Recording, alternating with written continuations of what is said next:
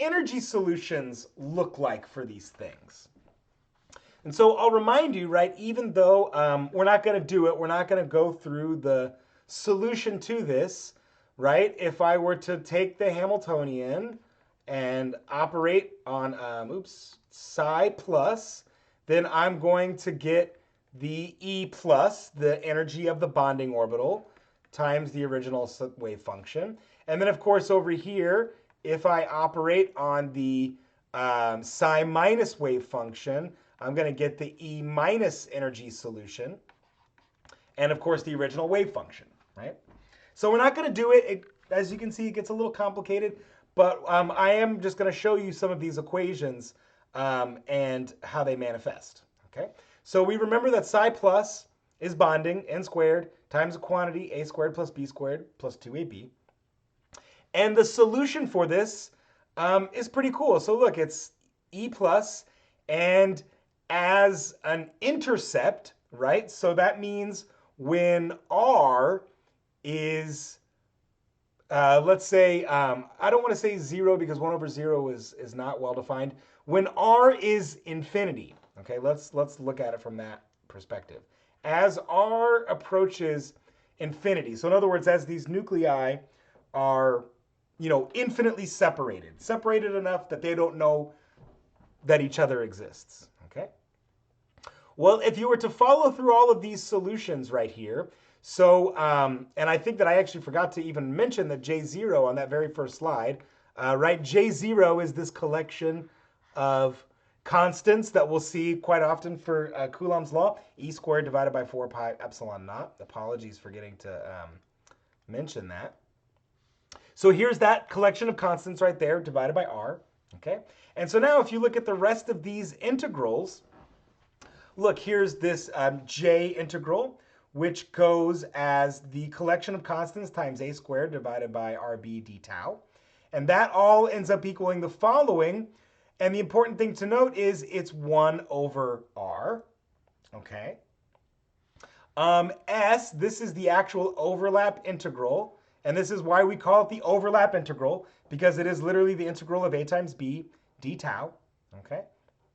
And there's not a 1 over r dependence here, but there is an e to the negative r dependence, and that's going to be important in a moment. And then similarly, you can see this k, this other collection of integrals and constants, has this e to the negative r. And so what happens is as r approaches infinity, as the nuclei are very far separated, all of these terms drop out, and then E plus approximately equals just the H1s energy. So in other words, when the two nuclei are really far apart from each other, we just get back the original hydrogen 1s energy, which is a good thing, right? And you can see on the antibonding, it goes the same way. As R approaches infinity, then E minus is approximately, it's approaching the EH1s, just the atomic energy, okay? EH1s, okay? And so, like I said, these solutions, right, this equation looks fairly simple, but remember, the J0, that's a big collection of constants. J is this entire solution right here. K is this entire solution, and S, of course, our overlap integral, is this entire solution, right? And so when we put all of those together, we, not quite just yet, so just describing what happens to this overlap integral, right? I talked about how we have the overlap and the anti-overlap integral. So we can really see that the value of S when the internuclear separation is 0, in other words, when the two things are right on top of each other, S is equal to 1. It's perfect overlap.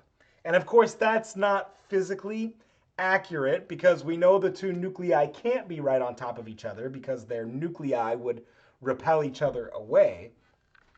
But like I said, that's why this is an approximation, right?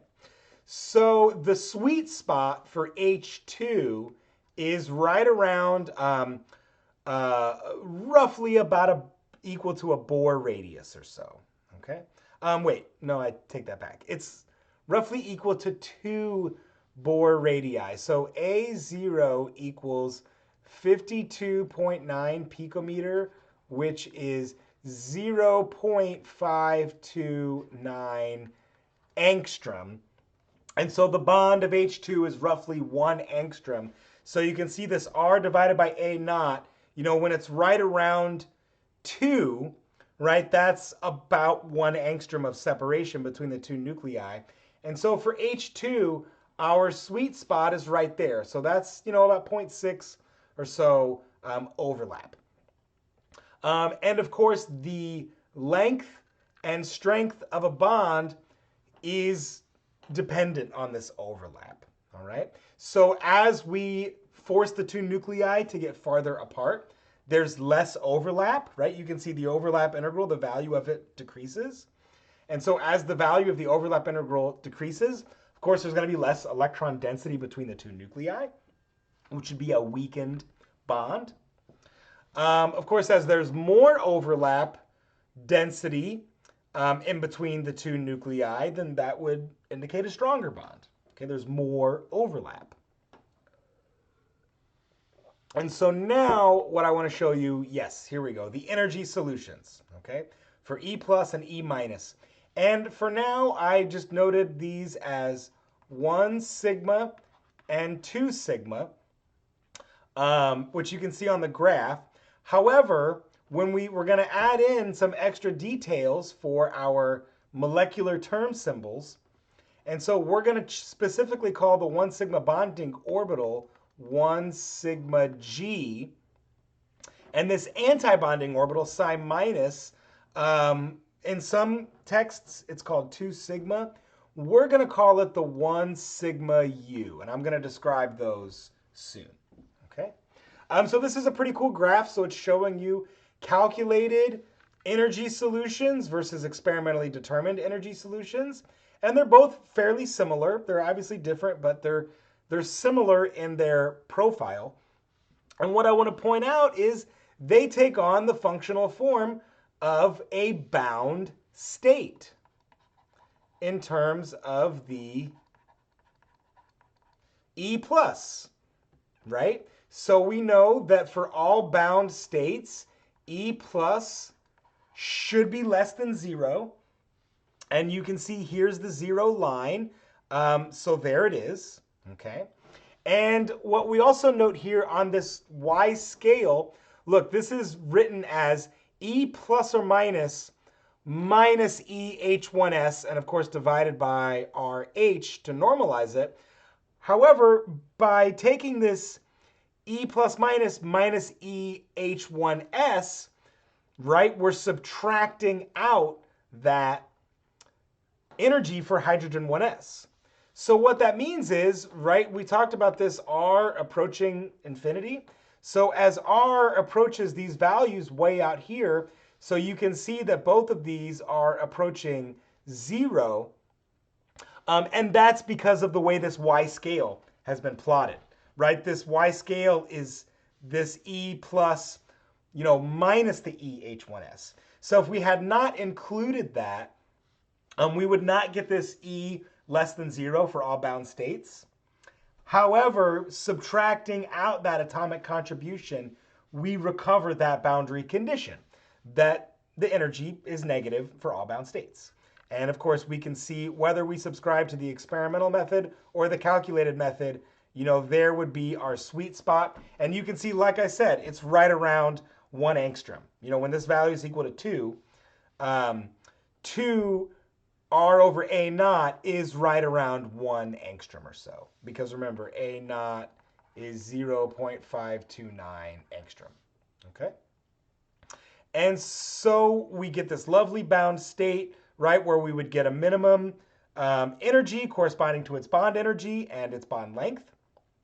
And as we increase the distance between the two nuclei, our overlap integral decreases. So there is less electron density between the two, and we're just approaching the energy of a single bare atom.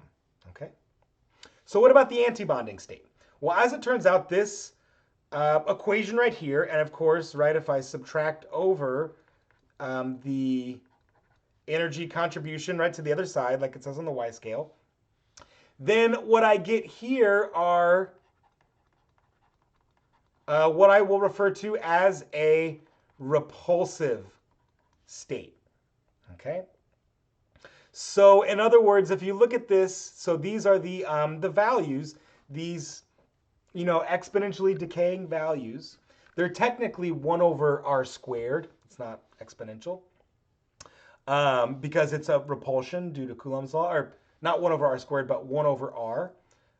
So I should say E minus proportional to 1 over r. And so it just decays. So there's no minimum, okay?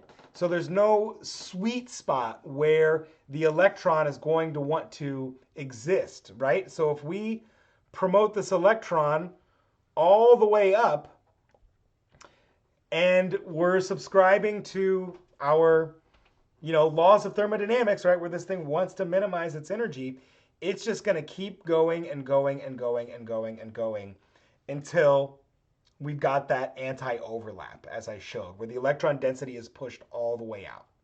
So when we're going to start looking at graphs like this a lot, and when you see these, these Leonard-Jones types graphs that have this minimum, I want you to think of that as a bound state. So it's stable, it's bonding. That's what it means by a bound state. And when we see these curves up here, these just decaying states, I want you to think of those as repulsive antibonding states. So that's how we're going to be able to connect a bonding state and an antibonding state when we look at their energy profiles. Okay. So let's see here. So that's a good place to stop for this first video. I'll see you in the next one.